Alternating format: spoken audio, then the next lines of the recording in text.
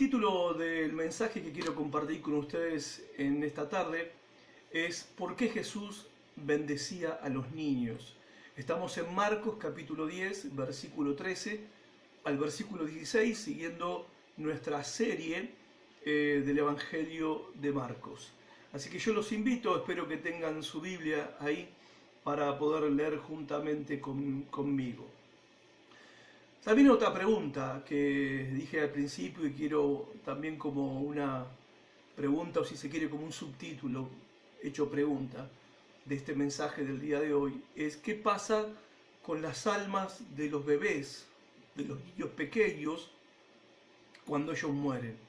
Ya sea por enfermedades, sea por accidentes, ya sea que mueran en el útero de la madre, por un aborto espontáneo, un aborto inducido, o porque algunos bebés mueren en el vientre de su madre sin alguna razón o explicación científica. Suele pasar, lamentablemente.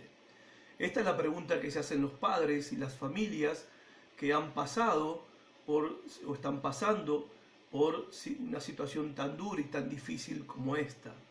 Y la pregunta es si la Biblia tiene una respuesta para ellos, si hay una respuesta en la Biblia, y si esa respuesta es aterradora o es esperanzadora. Hoy nos vamos a encontrar con un relato de un incidente. Son 3 versículos solamente, el verso 13 al 16. El mensaje puede parecer pequeño, la idea puede parecer pequeña, pero en realidad, si bien es un incidente que se relata, es corto, no es un relato largo en el Evangelio de Marcos, tampoco en el de Mateo y Lucas, que también ellos hablan de este incidente, lo cual habla de la importancia de este incidente, porque no es solamente Marcos el que lo relata, Mateo también lo relata, Lucas también relata este incidente, obviamente Mateo y Lucas con algunos matices que leyendo a Marcos nos dan una idea completa de lo que ocurrió en este momento. Una pequeña historia que tiene un mensaje monumental, tiene un mensaje importantísimo, un mensaje impactante y muy importante. Por eso Mateo, Marcos y Lucas lo registran a este incidente. Vamos a leerlo, Marcos 10, 13 al 16. Dice: y le presentaban niños para que los tocase, y los discípulos reprendían a los que los presentaban, a los padres. Viéndolo Jesús se indignó con los discípulos y les dijo: dejad a los niños venir a mí y no se lo impidáis, porque de los tales es el reino de Dios. De cierto os digo que el que no reciba el reino de Dios como un niño, no entrará en él. Y tomándolos en los brazos, poniendo las manos sobre ellos, los bendecía. Bien, ¿dónde están las almas de todos los niños que han muerto? No vamos a referirnos solamente a los niños de los creyentes, no. Este mensaje se aplica a todos los niños que han muerto. ¿Dónde están las almas? Bueno, no hay pasaje en la Biblia que tenga una respuesta tan clara a esta pregunta como este pasaje que estamos leyendo hoy y que vamos a aprender. Ahora, ¿qué vemos en la historia? Bueno, vemos padres que están trayendo a sus bebés. Ahí en el texto leemos niños, pero la palabra en el texto original, en el griego, es niños en referencia a bebés. Niños traídos en brazos, eran niños pequeñitos, bebés y no recién nacidos solamente, sino también bebés de 1 año, 2 años, o sea, bebés, son niños muy pequeños. Los padres están trayendo a sus bebés para que el Señor los bendiga. ¿Qué vemos en esta historia? Vemos a los discípulos de Jesús reprendiendo a estos padres de mala manera y echándolos para que se vayan, para que no molesten al maestro. Vemos al Señor Jesús que se indigna, se enoja de manera severa con sus propios discípulos. Vemos al Señor Jesús que llama a los padres para que peguen la vuelta que Él iba a bendecir a esas criaturas, y vemos también al Señor revelando un principio sobre la gracia salvadora de Dios. Esta revelación de la gracia salvadora de Dios, esta revelación confronta toda la creencia judía de ese tiempo de que la salvación era algo que uno se la ganaba. Era algo que uno por mérito propio podía lograr, podía conquistar. Los bebés no tenían ninguna chance, no estaban en condiciones de ganarse la salvación, en ningún sentido, obviamente porque eran bebés. Y es lo que hace impactante que el Señor aproveche esta situación, horrible por un lado, ¿no? Por lo que los discípulos estaban haciendo, pero aprovechando esta situación, Jesús, el Señor, para ir en contra de lo que la mayoría creía en ese tiempo, incluso sus propios discípulos. Que el cielo era algo que uno podía ganar, podía conquistar, podía lograr.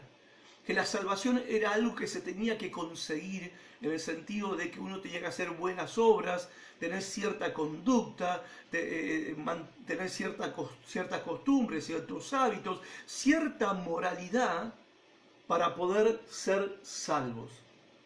Y como los niños, los bebés, no podían cumplir ningún tipo de requisito, para los discípulos era evidente que no tenía sentido que traigan esos bebés para que Jesús los bendijera, porque los niños no estaban todavía en edad de hacer ningún mérito personal para ganarse su salvación, y por eso los echaban para que no molestaran al maestro.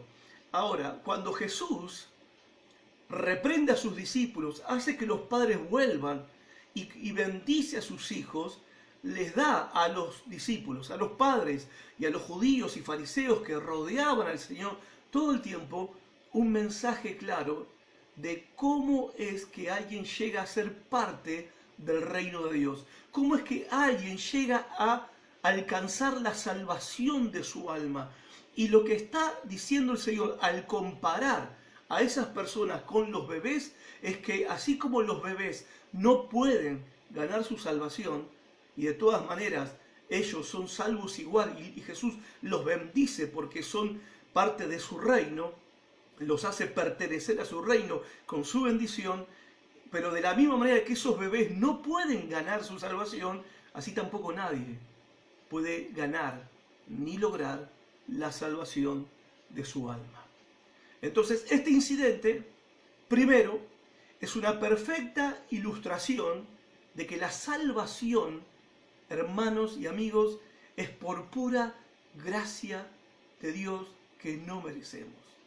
En segundo lugar, este incidente es una fuerte reprensión para aquellos que se apoyan en sus méritos personales para alcanzar su propia salvación. Y tercero, es una ilustración de cómo nosotros podemos entrar a la salvación. ¿Y cómo podemos entrar a la salvación? ¿Cómo podemos ser salvos? ¿Cómo podemos ir al cielo? ¿Cómo podemos entrar y disfrutar los beneficios del reino de Dios? Bueno, como estos bebés. Como estos bebés. Tenés que venir confesando tu debilidad, tu dependencia de Dios, confesándote indefenso ante Dios, sin ningún tipo de currículum religioso ni moral al que quieras aferrarte, sino renunciando a tus méritos personales y a tu currículum anterior. Y así es como Jesús dice, así es como se entra en el reino de Dios. Y yo agrego algo más. No es la enseñanza de este texto, pero se aplica. No solamente se entra así en la salvación, también se vive así la salvación. Así también como entramos en la salvación por fe y por la gracia de Dios, así también se vive el cristianismo. El cristianismo no se vive basado en méritos personales, en logros personales, en moralidad personal. Nadie va a entrar al cielo por ser un super cristiano, por ser un gran cristiano, por ser un cristiano exitoso, por ser un cristiano moralmente intachable delante de los demás, porque la salvación no es una recompensa, no es un premio para gente buena, ni siquiera para cristianos buenos. La salvación es un regalo para pecadores que no lo merecen, que no merecen esa salvación. Ahora, más allá de esto, que vienen a ser las implicaciones espirituales de este incidente, Jesús ama a los mismos niños de manera muy especial y dice el Señor que los niños tienen un lugar muy especial dentro del reino de Dios. Todos los niños. No importa si son hijos de cristianos, hijos de budistas, hijos de musulmanes, si son hijos de macumberos, todos los niños, o hijos de ateos, todos los niños. Vamos a entrar en la historia. Versículo 13, los padres traen los niños a Jesús. ¿Por qué traen los niños a Jesús? Bueno, hay un par de razones y también el propósito específico por el cual lo traen a sus propios hijitos al Señor Jesús. Hay dos razones que tienen que ver con que, primero, Jesús era conocido por tener un gran afecto por los niños. Ellos sabían que Jesús los iba a recibir. Segunda razón, por la predicación de Jesús. Porque esos padres son los mismos padres que escuchaban a Jesús enseñar y predicar, y obviamente que escuchaban a Jesús cuando enseñaba acerca del cielo y del infierno.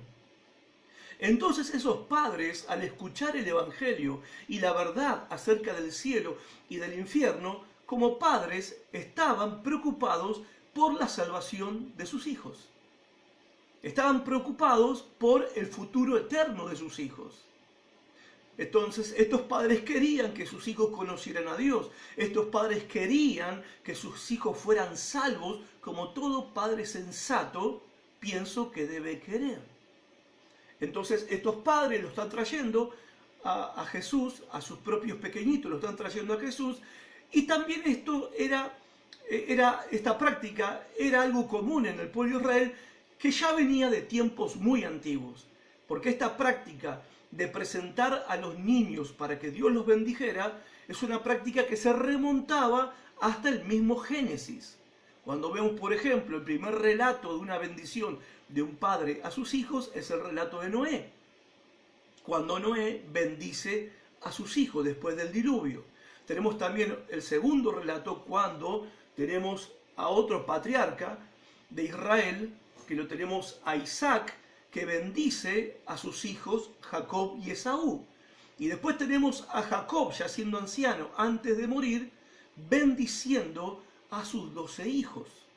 Y también en un momento especial los bendice a los hijos de José, a Efraín y Manasés. ¿Cómo era la práctica de la bendición de los hijos? Bueno, se imponía las manos sobre ellos, sobre las cabezas de los niños, se oraba a Dios para que Dios los bendijera espiritual y materialmente, Dios derramara su bendición integral sobre ellos, y con el tiempo los padres seguían practicando esto de pedir la bendición de Dios para sus hijos, pero con el tiempo empezaron a hacerlo en presencia de los ancianos en la sinagoga. Entonces el papá lo llevaba a la sinagoga, a su pequeñito, oraba por ellos y de luego los ancianos de la sinagoga, que vendrían a ser los pastores de la sinagoga de ese tiempo, también le imponían las manos al pequeñito, oraban por ellos y los bendecían. ¿Saben la bendición que se practicaba en ese tiempo? ¿Qué tres cosas era que un papá pedía por sus niños y pedía también que los ancianos bendijeran a sus niños? Tres cosas. Que este niño, esta era la oración que hacían a Dios, que este niño fuese famoso en la palabra de Dios. Segundo, que sea fiel en el matrimonio. Y tercero, que sea fiel en hacer buenas obras. O sea que en la cultura judía, en la mentalidad judía, un buen hombre, ¿quién era? Un hombre de Dios, ¿quién era? Y todo judío era un hombre de Dios, era alguien famoso porque conocía la palabra de Dios. por conocer la palabra. Fiel en su matrimonio y fiel en hacer buenas obras. Está buena la bendición esa. La verdad que está muy buena. La voy a tomar en cuenta la próxima vez que me toque bendecir a un bebé. Entonces, esto es lo que está pasando en este incidente, que los padres están trayendo sus niños, sus bebés, a Jesús. Y obviamente que los padres querían que Jesús tocara a sus niños. Jesús hacía todo tocando a la gente. Curaba a los enfermos tocándolos. Liberaba a los endemoniados tocándolos. Resucitaba muertos tocándolos. Multiplicaba panes y peces tocándolos. Fortalecía a sus discípulos tocándolos. A diferencia de lo que hacían los líderes religiosos del tiempo de Jesús, que no tocaban a nadie, menos a los pecadores, porque tenían miedo de contaminarse. Entonces, ¿no? Allá lejos los pecadores y ellos, los grandes líderes espirituales, en el pedestal de la supuesta pureza espiritual. Entonces, estos padres querían que Jesús tocara a sus hijos como los patriarcas en la antigüedad lo habían hecho. Versículo 13, seguimos en el verso 13 de Marcos capítulo 10, vemos a los discípulos que reprenden a estos padres, pero mal, en el sentido que los retan, como diciendo, ¿cómo se les ocurre hacer esto? ¿Cómo se les ocurre que el maestro va a perder tiempo con estos niños, con estos bebés, con sus hijos? Y los echaron, los echaban. Ahora, uno tiene que hacerse acá la pregunta, ¿no? Eran los discípulos de Jesús, no eran los fariseos, ni los escribas, ni los saduceos, ni los rabinos, no. ¿Quiénes eran? Los creyentes, los que creían en Jesús, los hermanitos, los hermanos, digamos, ¿no? Eran ellos, que estaban teniendo esta actitud contra estos padres y contra estos niños, impidiéndole el acceso a Cristo. A ver, y lo hacían de una manera severa con los padres. Y por eso dice el texto bíblico que Jesús se enoja con ellos.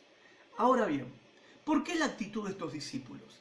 Si ellos ya venían caminando hace más de un año con Jesús, ya habían visto milagros sorprendentes, habían escuchado las enseñanzas de Jesús en público y las enseñanzas que Jesús les estaba dando a ellos en privado, ¿cómo es que ellos tienen esta actitud tan fuera de lugar? ¿Por qué? Como una actitud, ¿sí?, que no se espera de alguien que ya dejó el legalismo, que ya dejó esa religión de la meritocracia. Que vos no esperás de alguien que recibió gracia que tenga esta actitud tan dura. No lo esperás, pero ellos tenían esta actitud. Y la única explicación de por qué ellos tenían esta actitud tan dura hacia estos padres y hacia estos niños, la única explicación está en el poder de los conceptos que nosotros tenemos en nuestras vidas y que están de antes de que nosotros hayamos conocido el cristianismo o el evangelio. O sea, los conceptos con los cuales nos formamos como personas, nos formaron nuestros padres, nos formamos en nuestra sociedad. Esos conceptos llegan a ser parte de nuestra forma de pensar y parte de nuestra forma de ser. Y los discípulos todavía estaban atrapados en esa forma de pensar de que el cielo, la salvación, el reino de Dios no era para cualquiera. Era para aquellos que se lo merecían, era para aquellos que se lo ganaban, era para aquellos que tenían los méritos para poder lograr semejante bendición. Están tan influenciados por sus conceptos anteriores, por sus creencias anteriores, por sus ideas anteriores, un grave problema para entender al Señor Jesucristo actuando con gracia. Con padres que no eran evidentemente discípulos, que seguramente eran pecadores del vulgo como todos los demás, y estos discípulos actuaban de esta manera contra estos padres. La salvación es algo la salvación en la mente de ellos es algo que se gana. Entonces, ¿para qué traen niños? Si los niños no se pueden ganar nada, cuando sean grandes y estén intentando ganarse la salvación, entonces que vengan a pedir la bendición de Jesús. Pero ahora ellos no pueden hacer nada, no pueden hacer ninguna obra para ganarse la salvación. En la mente de ellos no tiene sentido que Jesús bendiga a estos niños y que traigan estos niños a Jesús, porque no pueden lograr, estos niños no tienen ningún mérito, porque no han hecho ni bueno ni malo todavía. Obviamente estaban absolutamente equivocados. Como muchas veces nosotros estamos equivocados en nuestros conceptos con respecto al tema de la salvación. Y es entendible que estemos también equivocados y que en cierto sentido nos parezcamos un poco a los discípulos del Señor en este momento. Porque todos nosotros, por lo menos acá en la Argentina y en la mayoría de los países de Latinoamérica y en Hispanoamérica, mejor dicho, ¿sí?, todos somos católicos culturales. Y dentro de la cultura católica a nosotros se nos enseñó que la salvación, el cielo, es algo que uno se gana. Que la forma de agradar a Dios es cumpliendo con todos los mandamientos. Que si queremos que Dios nos bendiga, tenemos que hacer ciertas buenas obras. Tenemos que tener cierto tipo de conducta, tenemos que hacer procesiones, prender tantas velas, hacer tantas promesas y después obviamente hay que cumplir esas promesas. Se nos enseñó que era toda una cuestión de intercambio, la relación con Dios era toda una cuestión de intercambio, y que el amor de Dios hacia nosotros depende de lo tan bueno que nosotros éramos, de cuánto tiempo dedicamos a rezar, o cuánto tiempo, ahora que somos evangélicos, de cuánto tiempo dedicamos a la oración. Aún nosotros los evangélicos, todavía mucho de la iglesia evangélica es culturalmente católica.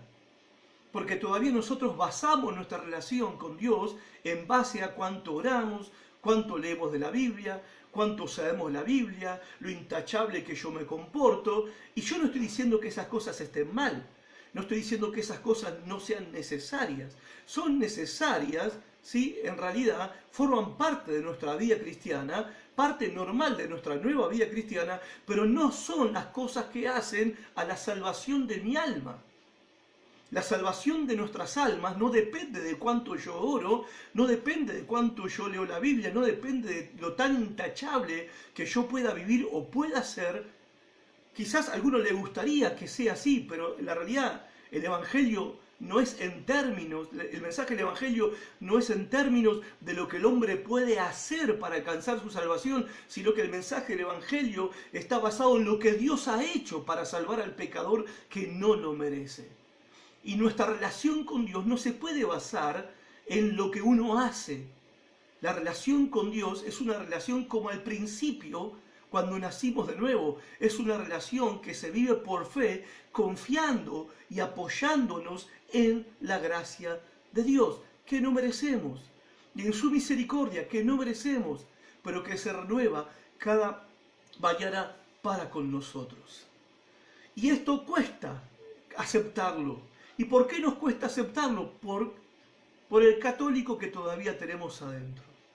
Incluso dentro del ámbito de lo que es el movimiento evangélico, obviamente hay iglesias que todavía tienen cierto tipo de estructura rígida, donde la vestimenta, donde la forma de peinarse y la forma de pintarse o no pintarse las mujeres, si se tiñen el pelo, no se tiñen el pelo, si hacen así, se escuchan esta música, o escuchan otra esta música, bueno, todo eso hace de repente a los méritos que uno tiene o que uno pierde para alcanzar su salvación.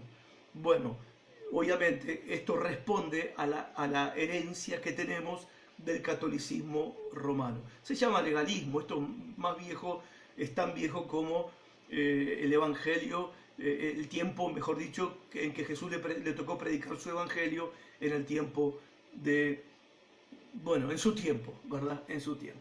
Versículo 4, la indignación de Jesús. Los discípulos fueron severos con estos padres y Jesús fue más severo con ellos. Se enojó el Señor, se enojó. Y se enojó con sus discípulos, se indignó con la actitud de ellos. Él está enojado con sus discípulos. ¿Por qué? Por la manera en que trataron a esos niños. Segundo, por las suposiciones equivocadas que ellos tenían en cuanto a la salvación. Y tercero, por su mala comprensión de las Escrituras. porque todavía, a pesar de que estaban con Jesús hace un tiempo, todavía les costaba a los discípulos del Señor, a los 12, comprender la palabra de Dios, comprender las Escrituras. Y esto no es sorpresa. Yo los entiendo y comprendo, obviamente, que tuvieran este problema. Obviamente no es justificable, porque Jesús no se hubiera enojado con ellos como si se enojó. Obviamente que para ese tiempo, estoy repitiendo mucho la palabra obviamente, ¿no?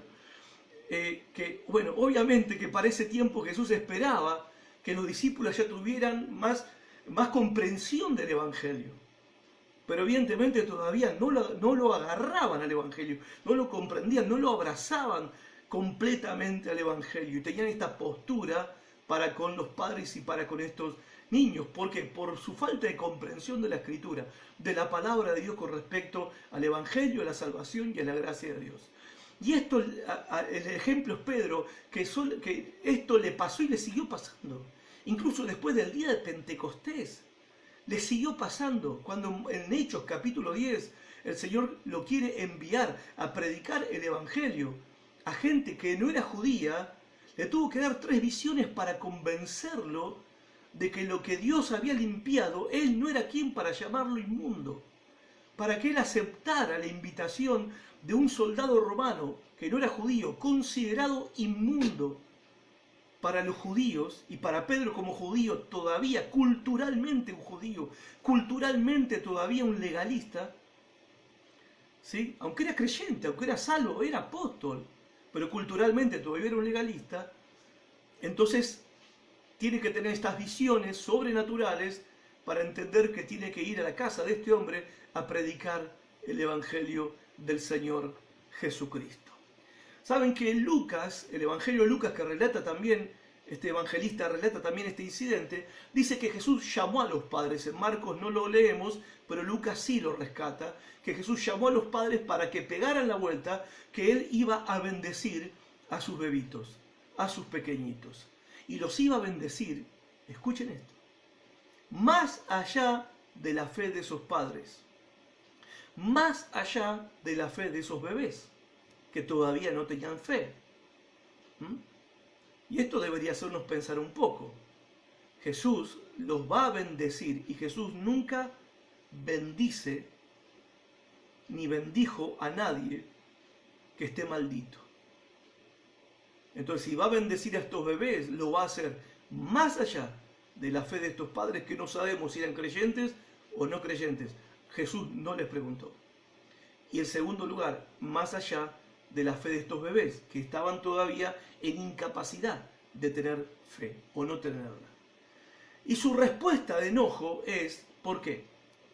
Porque es una verdad que Jesús está revelando con esta práctica que es sumamente importante para entenderla y que los discípulos tenían que entender esta verdad.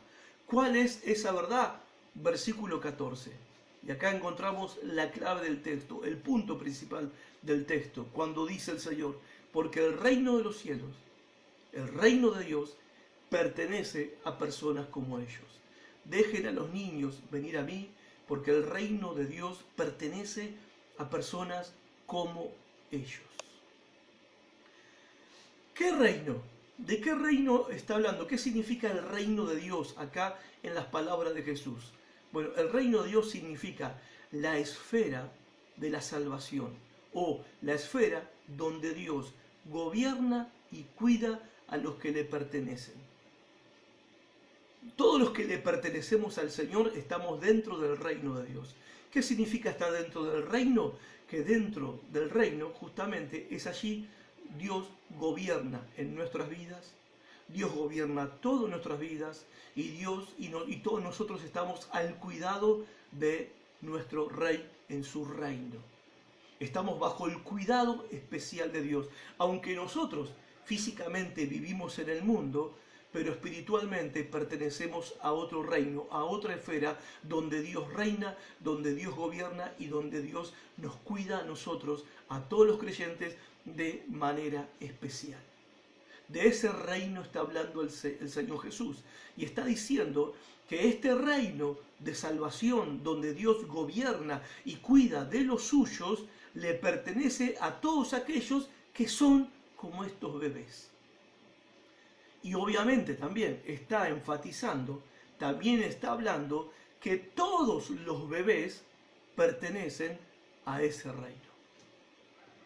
Todos los bebés pertenecen a la esfera de la salvación, donde Dios gobierna y donde Dios los cuida de manera especial. Y si pertenecen al reino de Dios, significa que esos bebés son salvos.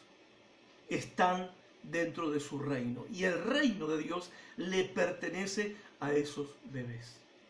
Escuchen esto. Los bebés, los niños pequeñitos, antes que se vuelvan responsables de creer o no creer, están bajo el cuidado especial de Dios. Todos los bebés, todos los pequeñitos, todos, no importa hijo de quienes sean, no importa. Todos pertenecen al reino de Dios. Todos están bajo el cuidado del reino de Dios, del gobierno de Dios, el cuidado especial de Dios. Dios los cuida, Dios los protege, les pertenecen a Dios. Por eso si alguno de ellos llega a morir, ¿a dónde van? Van al cielo, a la presencia de Dios, porque son salvos. Y este cuidado, obviamente, está sobre ellos hasta que ellos llegan a la edad de poder tomar decisiones de manera responsable, por el bien o por el mal, por la justicia o la injusticia, la santidad o el pecado, la fe o la incredulidad. ¿Significa esto que estos bebés, entonces es verdad lo que dice la gente, que son un inocente? Un inocente. Bueno, no y sí. ¿No en qué sentido? ¿Estos bebés no son pecadores? Sí que son pecadores. Por supuesto que son pecadores. Salmo 51:5 dijo David, en pecado me concibió mi madre. Génesis 5:3 dice, cuando Adán llegó a la edad de 130 años, tuvo un hijo a su imagen y semejanza, que se llamó Set. O sea, los hijos de Adán. Y todos los que descendemos de Adán somos a imagen y semejanza de Adán. ¿Qué significa? Que somos pecadores como Adán. Y estamos corrompidos por el pecado de nacimiento. Por naturaleza, nosotros somos pecadores. Y en esto la Biblia, la palabra de Dios es clara. Todos los niños son pecadores desde el momento de su concepción. No desde el momento que nacieron, no, desde el momento que fueron concebidos. Porque todos somos concebidos heredando de nuestros padres lo que heredaron de los suyos y ellos de los suyos hasta llegar al primer padre de todos nosotros, nuestros primeros padres, que fueron Adán y Eva. Y de ellos nosotros heredamos una naturaleza corrompida.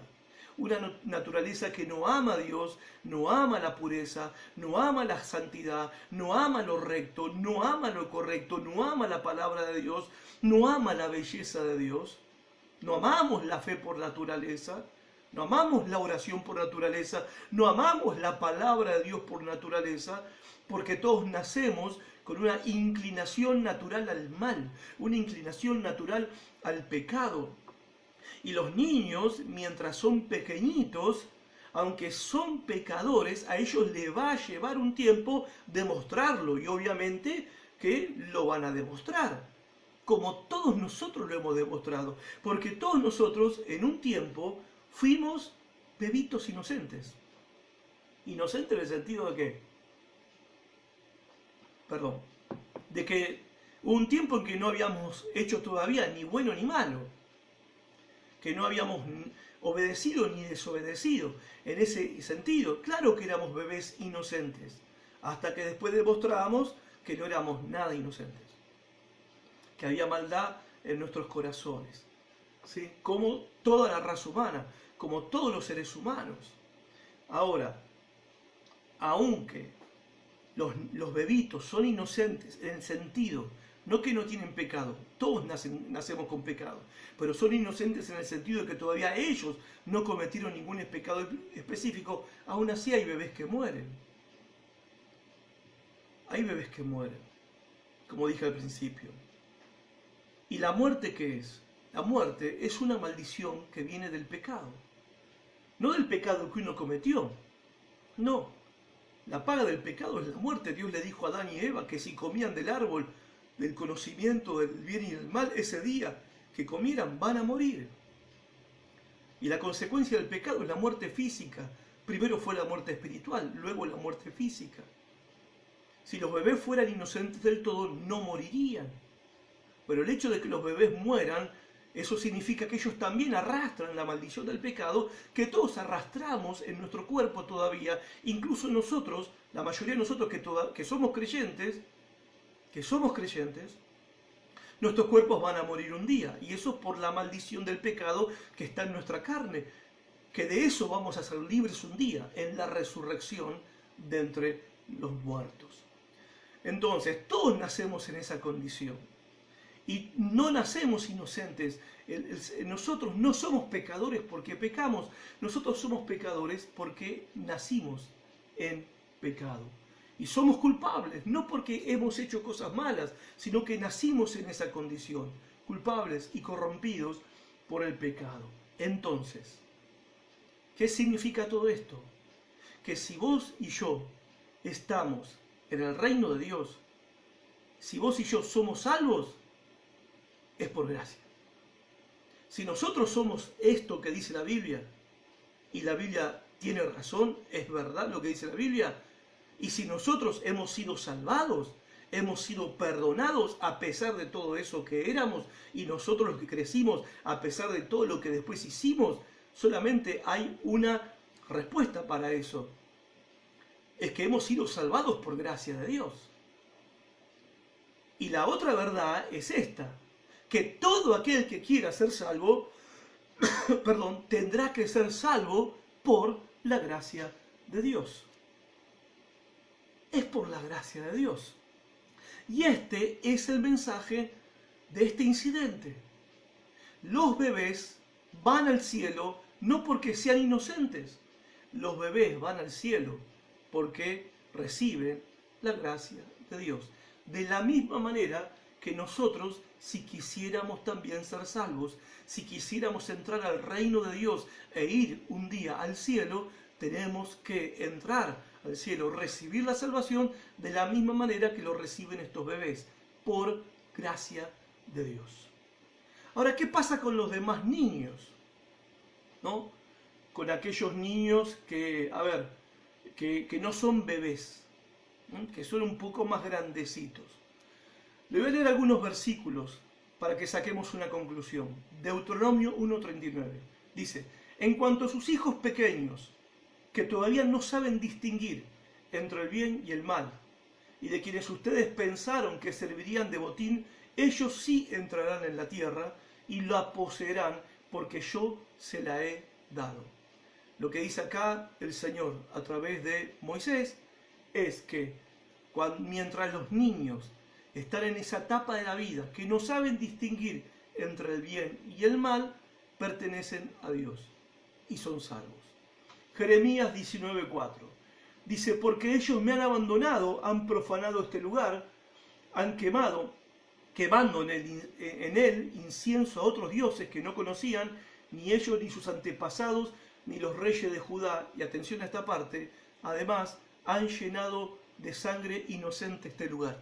¿A qué se refiere Dios? Está reprendiendo al pueblo de Israel porque ellos dejaron el culto a Dios y estaban adorando a un dios pagano, una gran estatua de Moloch, sacrificando a sus niños, quemándolos en el fuego, adorando a ese demonio llamado Moloch. Sí, el pueblo de Dios estaba haciendo eso. ¿Y qué dice acá? La reprensión de Dios por medio del profeta Jeremías a este pueblo es que ellos estaban llenando ese lugar de sangre inocente. ¿Qué significa sangre inocente? Que eran niños que todavía no habían hecho ni bueno ni malo. Por supuesto, esos niños iban directamente a la presencia de Dios. En Jonás, capítulo 4, versículo 11, Dios manda a Jonás a predicar a Nínive, una ciudad pagana, terrible, cruel, pecadora, ¿no? Una Sodoma y Gomorra, una ciudad terrible. Dios lo manda a predicar a Jonás, conocemos la historia, él se negó, no quiso ir, pasó todo lo que lo pasó y terminó yendo a predicar. Cuando él termina yendo a predicar, pasa lo que él temía que pasara, que la gente se arrepintiera de sus pecados y se convirtiera. Y Jonás se enojó, porque hubo un avivamiento y porque muchos se salvaron. Y Dios los perdonó a todos, perdonó a la ciudad que estaba dispuesto a destruir. Pero como el pueblo, desde el rey hasta el último, se arrepintieron de sus pecados y se volvieron a Dios, Dios los perdonó y hubo un avivamiento espiritual. Jonás se enojó y Dios lo encaró a Jonás. Y le dice, verso 4:11, Jonás, y de Nínive, le dice Dios, una gran ciudad, donde hay más de 120.000 personas que no distinguen su derecha de su izquierda, y tanto ganado, ¿no habría yo de compadecerme? Le está diciendo, Jonás, vos te enojás porque yo les perdoné la vida. ¿No te das cuenta que en esta ciudad hay 120.000? Acá es impresionante. Bueno, para uno es impresionante, para Dios es fácil esto. Él sabía la cantidad exacta que había de niños que todavía no sabían lo que era lo bueno y lo malo, que no sabían distinguir entre su derecha y su izquierda. No está hablando de gente adulta que no sabe distinguir entre lo bueno y lo malo, porque todos los adultos y los jóvenes y adolescentes y ya los chicos de primaria saben distinguir entre lo bueno y lo malo. ¿De quién está hablando Dios acá cuando dice, estoy perdonando a esta ciudad? ¿Sabes por qué lo estoy perdonando? No por los adultos, no por los jóvenes, no por los adolescentes, sino por esos bebés que todavía no saben qué es lo bueno ni lo malo, y porque mostraron arrepentimiento, y por amor a esos bebés, por amor a esos pequeñitos que no saben distinguir su mano izquierda de su mano derecha, yo los perdoné. Yo los perdoné. O sea, porque estos niños pertenecían a Dios. Y por último, el pasaje de Ezequiel 16:20 dice, luego tomaste a tus hijos e hijas, le reprocha a Dios a Israel, tomaste a tus hijos y a tus hijas, y le dice, los que diste a luz para mí, son míos, le dice el Señor, son míos. Y dice, y los sacrificaste a tus dioses, a mis hijos. Esos hijos tuyos son mis pequeños, son míos, me pertenecen a mí.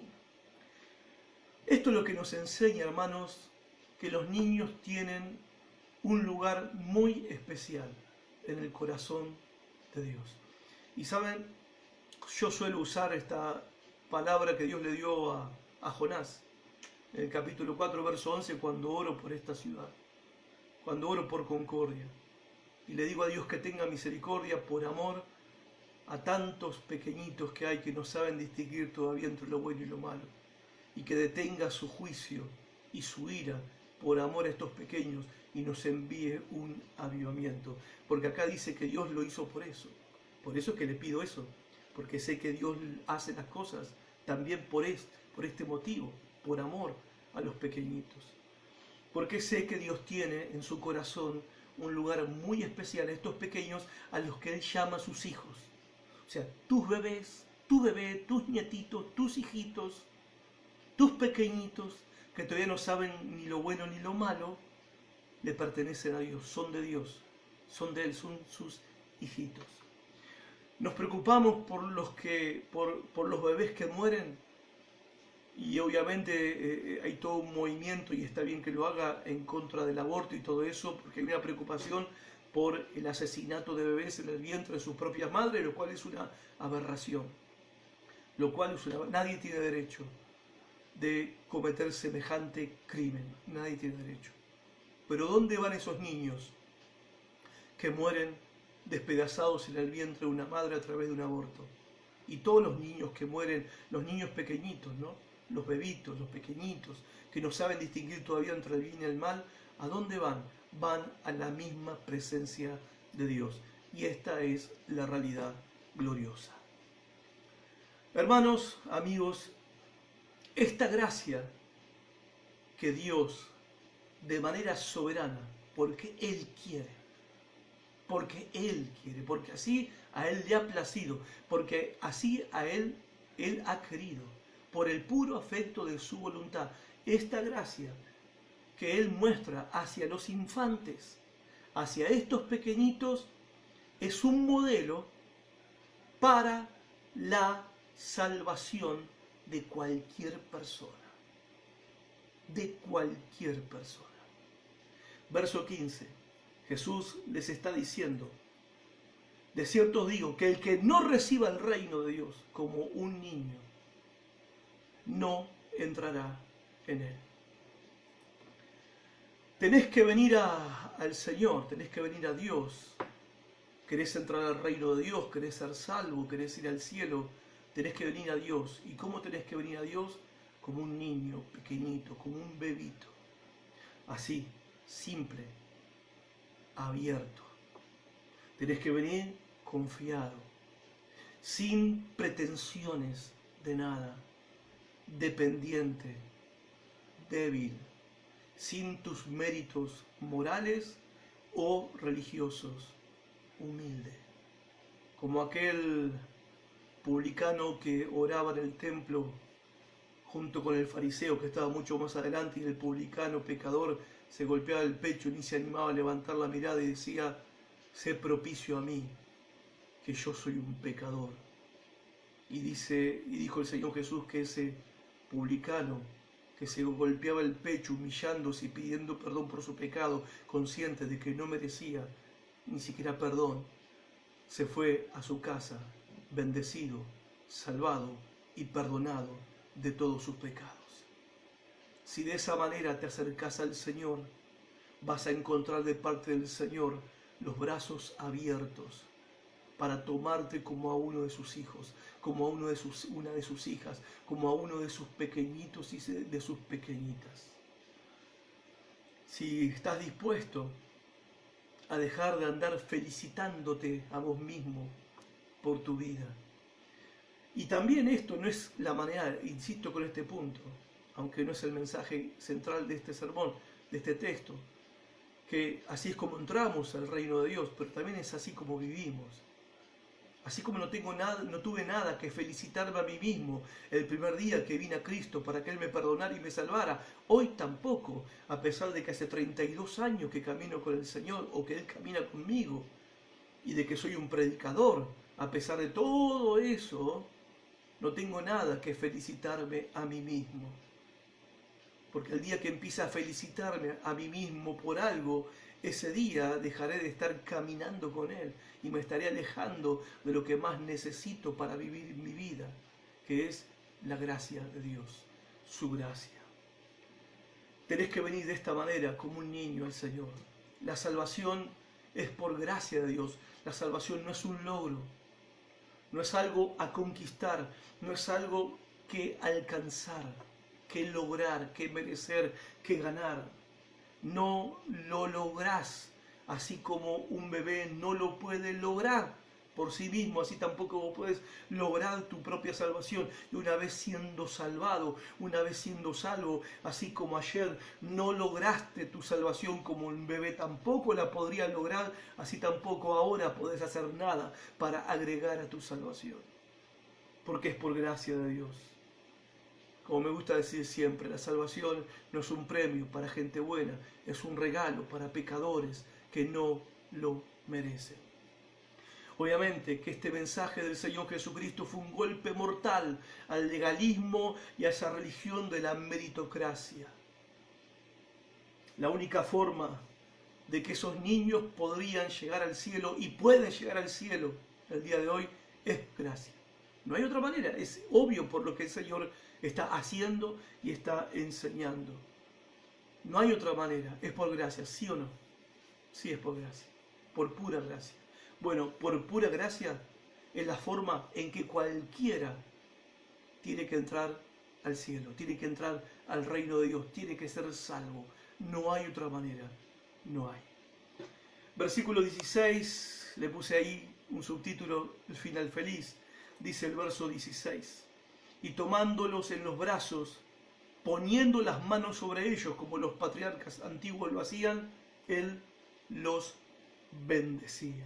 ¿Saben que esa expresión que Él los tomó en brazos y los bendijo, en el texto original da la impresión, da el sentido, mejor dicho, de que los bendijo fervientemente. O sea, hizo una oración pentecostal, podemos decirlo, ¿no? De esta manera, hizo una oración ferviente, una oración poderosa, orando de esta manera por cada uno de esos bebitos y tocándolos y bendiciéndolos y orando por ellos de esa manera, porque el Señor Jesús sabía cuán especiales eran esos pequeñitos en el corazón de Dios su Padre, como también así de especiales somos nosotros si venimos al Señor Jesús con la misma actitud de un niño pequeñito. En conclusión, ¿cómo es que Dios recibe, perdona, salva y bendice a pecadores? ¿Cómo lo hace? Bueno, depende de la actitud con que uno viene al Señor. Si venís a Dios con pretensiones, si venís a Dios subido al caballo, si venís a Dios pensando que Él te debe algo, si venís a Dios creyendo que mereces algo de parte de Él, vas a encontrarte en el vacío. No vas a encontrar a nadie del otro lado escuchándote ni mirándote. Ahora, si venís a Él sin nada que ofrecer, sin reputación ni logros que mostrar, sino solamente con arrepentimiento, con humildad y con la plena confianza de un niño que confía en un padre que le va a dar lo que ese niño necesita. Si venís de esa manera al Señor, tu Señor, si venís a Él, serás perdonado, serás salvado y serás bendecido. El Señor extenderá su mano y tocará tu vida. Y esa es una buena oración. Humillarnos delante de Él, arrepentido de nuestros pecados, poner nuestra confianza en Él y decirle: Señor, toca mi vida. Todos aquellos que hemos sido tocados por el Señor, fuimos transformados en nuevas personas, en nuevos seres humanos. Y lo que el Señor, a través de su Evangelio de gracia, hizo con nosotros, también lo puede hacer con vos. ¿Qué esperás para venir al Señor como un niño, como una niña? Dios te bendiga mucho. Gracias por estar de ese lado. Compartí este mensaje, quizás estas palabras alguien las esté necesitando en este día. Si vos compartís este mensaje, estás colaborando para que esas personas también escuchen este mensaje de salvación y tengan esperanza en tiempos tan difíciles como estos. Hasta nuestro próximo encuentro. Dios los bendiga mucho.